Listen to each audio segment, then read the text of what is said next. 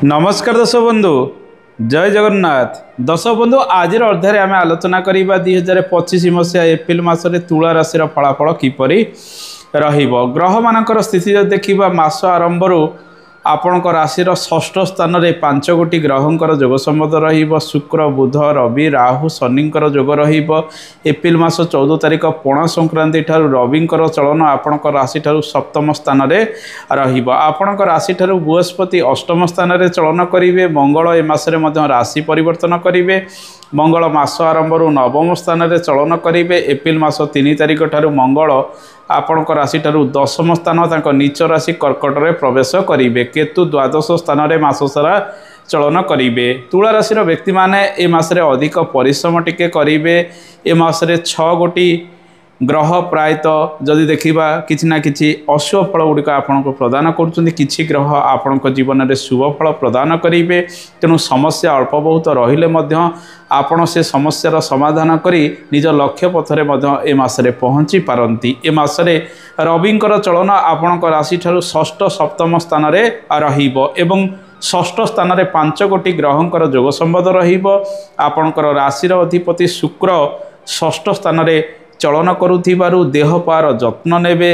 विशेषकर स्त्री रोग वृद्धि पाइबा, परिस्रा इन्फेक्शन बढ़िबा, किडनी रे समस्या एवं गायनिक जनित समस्या गुड़िक वृद्धि पाइबार संभावना थिबारु जे मानकर डायबिटीज रही बृहस्पति अष्टम रे शुक्र षष्ठ रे रहउथिबारु से सब रोग वृद्धि जदि शरीर रे रही डाक्तरंकर परामर्श ए मासरे अधिक करिवे।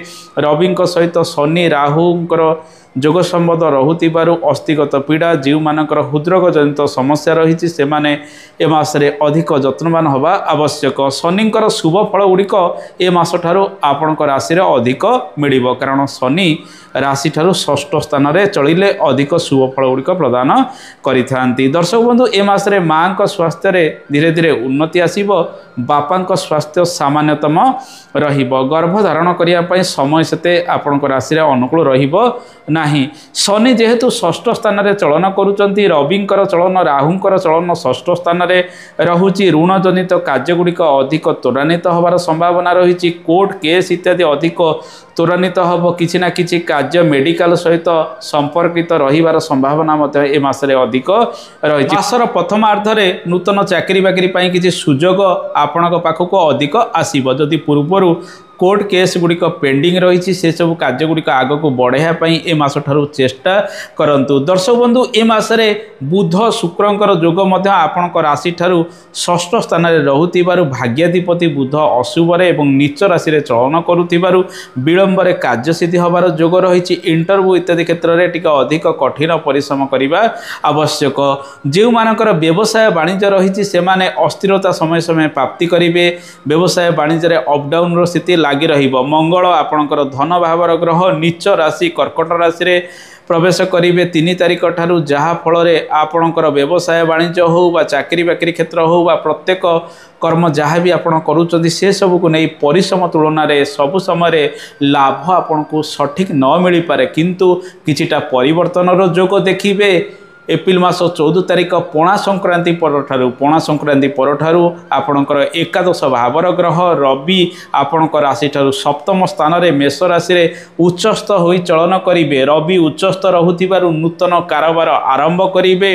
व्यवसाय वाणिज्य मासर द्वितीयार्धरे किछि लाभ अधिक परिलक्षित ए मासरे करि पारंती किंतु नुआ व्यवसाय वाणिज्य जदि करूचंती बड़ आकार न करी छोट मोट आकार रे करिया पई ए मासरे चेष्टा करंतु। अधिक निवेश ए मासरे करंतु नाही जेहेतु 5 गोटी ग्रहंकर अवस्थान आपणकर राशि ठारू षष्ठ स्थान में रहुची। बुध मध्य व्यवसाय वाणिज्य को नियंत्रण करंती से अशुभ रे रहूथिबारु एमती समस्या गुड़िक आपणक जीवन में मध्य आसी पारे। दर्शक बंधु ए मासरे आपणकर दशम स्थान में मंगल नीच राशि रे चलन करुथिबारु जे मानकर जमी बाड़ी संक्रांतीय कार्य रही कृषि संबंधित कार्य रही से माने बहुत परिश्रम ए मासरे करेंगे। यांत्रिक कर्म करुथिबा व्यक्ति माने ए मासरे मध्य कठिन परिश्रम करि पारंती किंतु मेडिकल सेक्टर वकिलाती क्षेत्र एवं ऋणजनित कार्य हॉस्पिटल संबंधित जेते प्रकार कार्य रही से सब कार्य किछिटा ग्रोथ आसबार संभावना रही। दर्शक बंधु शेयर मार्केटिंग क्षेत्र में जदि आप अर्थ लगाण कर 14 तारिख पर आपण जीवन में किसी लाभ मिल पारे भल भाव में आकलन कर निवेश करने आवश्यक। आसतु जाना विद्यार्थी मान समय किपर विद्यार्थी माने आपणकर पंचम भावर ग्रह शनि षष्ठ रवियुक्त राहुयुक्त शुक्र बुधयुक्त हो चलन करुँच तेणु कॉम्पिटिटिव एग्जाम क्षेत्र में कठिन परिश्रम आप सफल हो पारती। नूतन विद्या ए मासरे आप आरंभ करेंगे किंतु पाठ पढ़ारे टिके भल भाव में मन आपणकर न लगिपारे अन्यमनस्क हेबे 14 तारिख पर आपणकर आत्मविश्वास भरपूर रहिबो। तेणु विद्यार्थी माने ए मासरे भल परिश्रम करने आवश्यक। दाम्पत्य जीवन स्थिति देखा मंगल सप्तमाधिपति नीच राशि कर्कट रे 3 तारिख ठारू चलन करेंगे। जीवनसाथी देह पा को नहीं आप अधिक जत्नवान हवा आवश्यक। रक्तचाप संबंधित समस्या छोटमोट वृद्धि पाइपे। पारिवारिक जीवन में छोटमोट अशांति बढ़ाई पारे। दाम्पत्य जीवन में अन्यथा शुभ फल गुड़िक मिलबार संभावना रही। दर्शक बंधु ए मासरे लव लाइफ रे सेते बड़ धरणर सुख आपन को न मिल पारे। जदि आपण क्या प्रपोज इत्यादि करने चाहते ए मासटी अनुकूल रही एवं परस्पर मध्य भल बुझामणा रखु नचेत मनमालिन्य इत्यादि उपजिबार संभावना रही। शुभ मांगलिक कार्य गुड़िक जब देखा ए मासरे गुरु सुधी आपण राशि रही कि रवि सुधी आपण राशि रही। तेणु बड़ बड़ शुभ मांगलिक कार्य गुड़िक करने मासटी से अनुकूल आपण राशि रहूना। पारिवारिक जीवन जो देखा चतुर्थाधिपति शनि षष्ठ स्थान में चलन कर घर परिवार कार्य गुड़िक अधिक रद विवाद को नहीं घरे किसी अशांति बेले बेले वृद्धि हो पारे। बंधु सहित उत्तम संपर्क रखु माँ सहित उत्तम संपर्क रखी आग को बढ़ाई ए मासरे अधिक चेष्टा करने आवश्यक। दर्शक बंधु आपणकर भाग्याधिपति बुध अशुभ चलन कर जो मैंने विदेश यात्रा करने चाहते से भल भाव में कागजपत्र जांच करेंगे। समय से आपणकर राशि अनुकूल रहूना।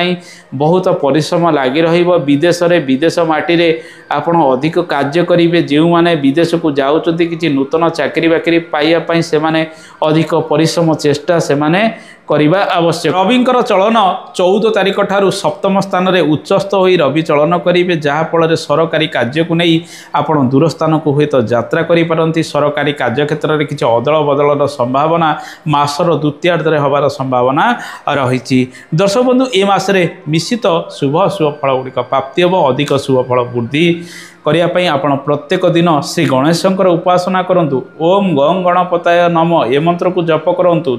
5 गोटी ग्रहंकर जोग संबंध आपण राशि ठारू षष्ठ स्थान में रुथिबारु आपण गो सेवा प्रत्येक दिन करंतु। अरुआ चाउल रे पिठा करी प्रत्येक शुक्रवार दिन धड़ा गाई को खाइबा को दियंतु। प्रत्येक दिन प्रातः स्नान करी सूर्य नमस्कार करंतु। आदित्य हृदय स्तोत्रम पाठ करंतु। शनिवार दिन महादेवंक मंदिर रे आपण बेलपत्र 108 गोटी अर्पण करी जलाभिषेक इत्यादि करंतु। देखिबे अशुभत्व दूरीकरण हबो। श्री हनुमान चालीसा टिके मासरे अधिक पाठ करिबा आवश्यक। दर्शक बंधु ए तो थिला तुला राशि फलाफल। आशा करे कार्यक्रमटी आपको भल लगी। कार्यक्रम संपर्क में मतामत देवे।